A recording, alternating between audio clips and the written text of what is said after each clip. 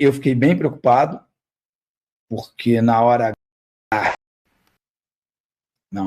que o bicho está pegando, o Felipe Coutinho pede para sair, uma vez que ele não consegue produzir, não consegue fazer aquilo que a torcida dele espera, e ao término do jogo, nada acontece. Continua o mesmo carinho, o mesmo respeito, a mesma admiração, e já começa burburinho sobre renovação de um salário de R$1.800.000. Eu não estou criticando, acho que se tem alguém para pagar e tem alguém para receber, se é mérito, eu só estou questionando se com esse valor você não consegue pagar um ou dois jogadores que vão produzir um pouco mais. Então, o Vasco está se agarrando ao fato do Felipe Coutinho ter nome, ter prestígio, não reclamar de nada, a imprensa gosta, enfim.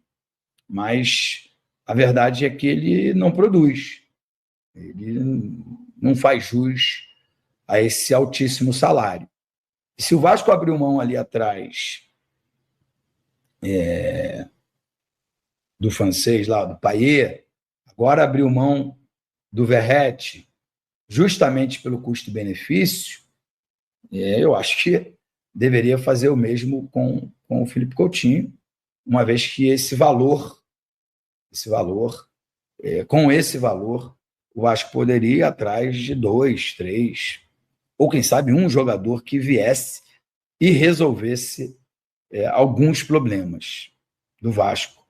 Porque eu sou capaz de dizer que o Vasco joga com um a menos, porque o Felipe Coutinho não produz nada, absolutamente nada,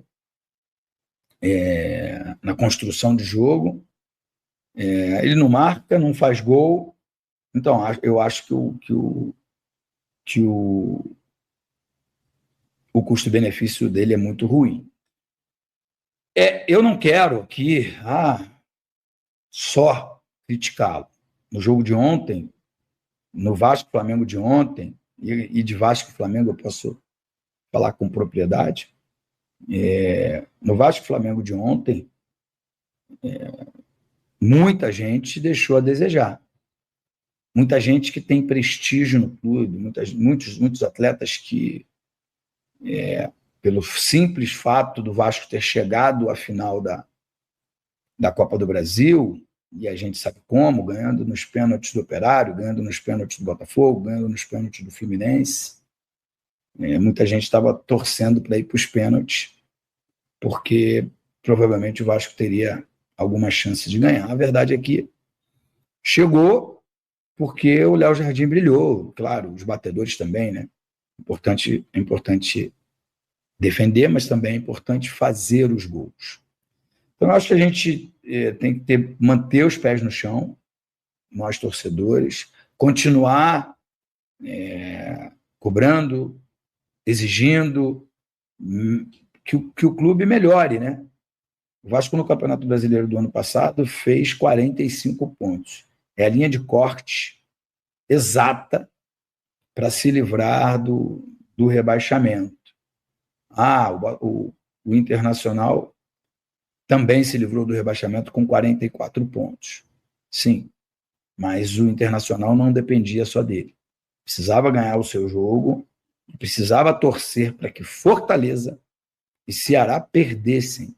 Isso aconteceu e ele permaneceu na primeira divisão nesta temporada. O Campeonato Carioca sempre foi muito charmoso para nós, nascidos aqui na cidade, no estado do Rio de Janeiro. Sempre foi muito legal ganhar um Campeonato Carioca e eu ficaria muito feliz se o Vasco conseguisse esse feito, né? Mas repetir a temporada de 2025 é um risco muito grande. Eu falo de Campeonato Brasileiro, é um risco muito grande, porque pode ser que com 45 pontos o Vasco caia. Não estou rezando para isso, não estou achando que isso vai acontecer, até porque tem muitos times com menos recursos do que o Vasco, mas também com menos pressão, que vão disputar esse mesmo campeonato. Mas a minha preocupação é com quem faz gol. Eu não sei exatamente os números, eu sei que 60%, 70% dos gols do Vasco na temporada de 2025 foram feitos pela dupla Verratti e Rayan. E esses dois, numa mesma semana, se despediram do clube. Cada um com seus motivos. O clube festejando a saída de um, ficando triste com a saída do outro. Mas a verdade é que, se o Vasco não for atrás de goleadores, o Flamengo foi campeão do Carioca, da Libertadores e do Campeonato Brasileiro ano passado. E qual era o alvo principal do Flamengo para a temporada de 2026?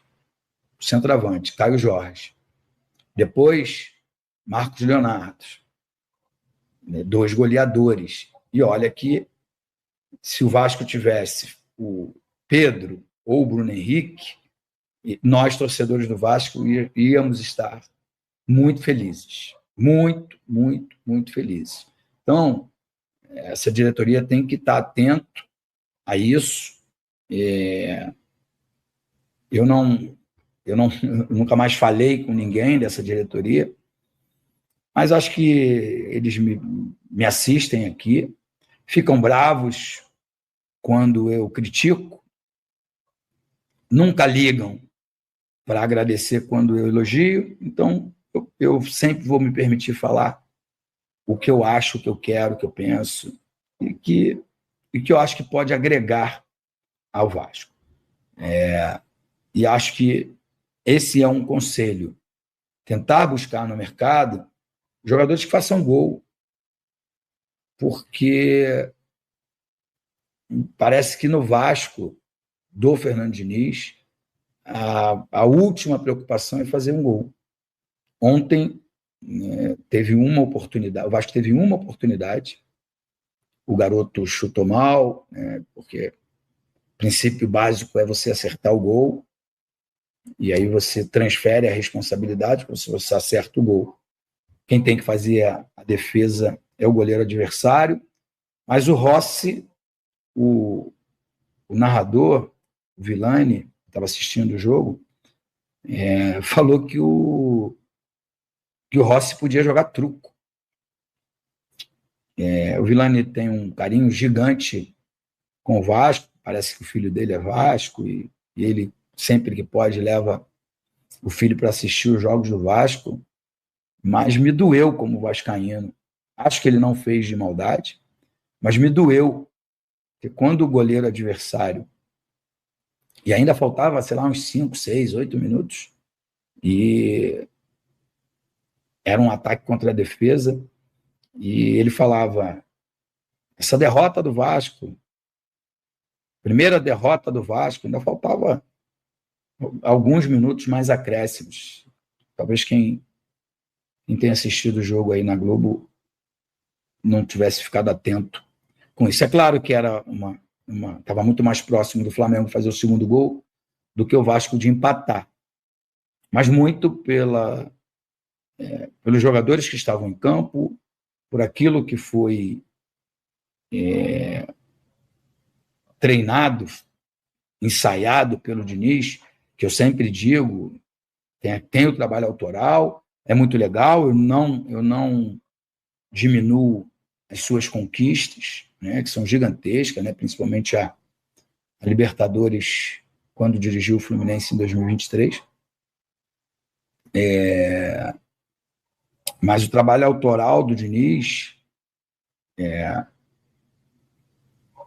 quando os jogadores não conseguem fazer, ele fica irritado fora do campo.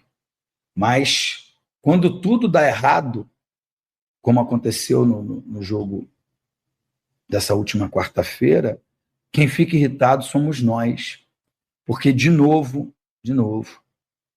né? E ontem na televisão também, a emissora que transmite o jogo,